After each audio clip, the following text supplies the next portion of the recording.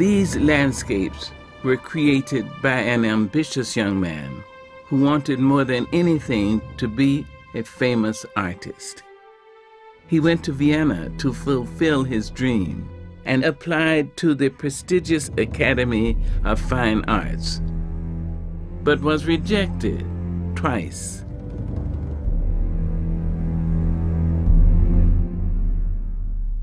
His failure as an artist drove him to refocus his passion for painting into a new art form. His paints were propaganda speeches. Now he painted himself onto a much larger canvas.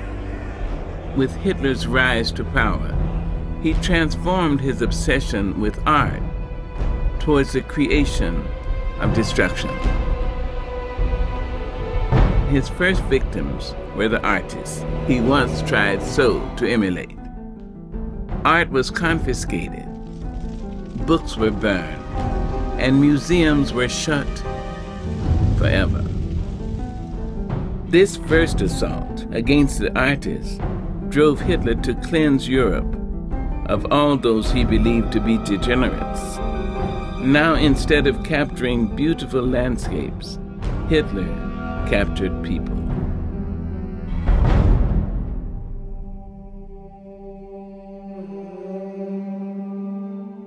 When it came Kristallnacht, they started to break our windows. Everything was taken from us. When Hitler marched into Poland, September 1st, 1939, my life changed with that first explosion. Very short time after it, we had to wear Jewish star, and we had to wear it all the time. I was 4 years old when we were rounded up, and a Nazi guard tore my doll away from me, and my mother was holding on to me. Our odyssey began, the odyssey towards destruction, and my personal suffering began at that moment.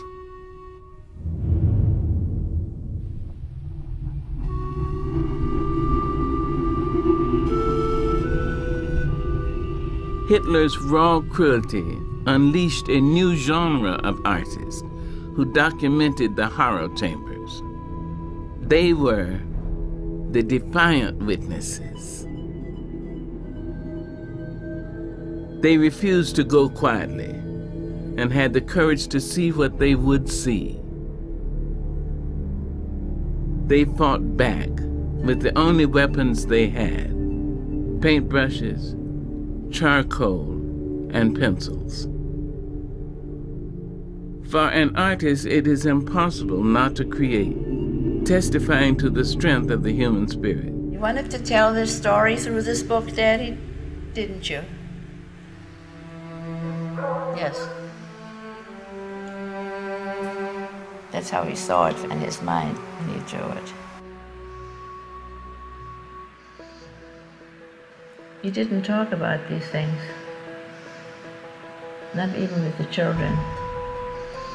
The children learned from this book.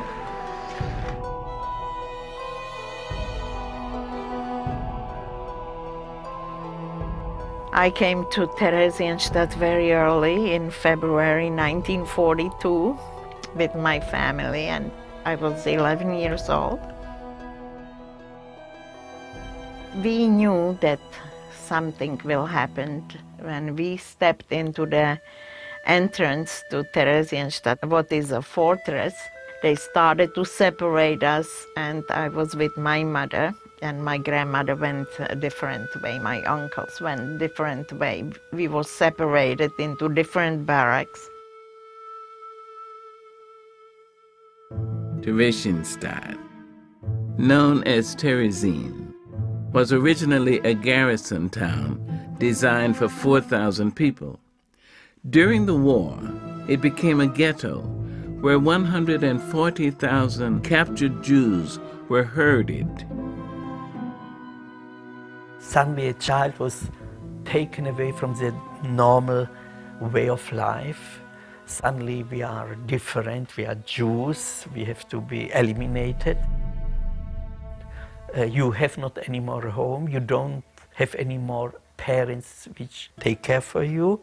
You have to share a room with 35 other children.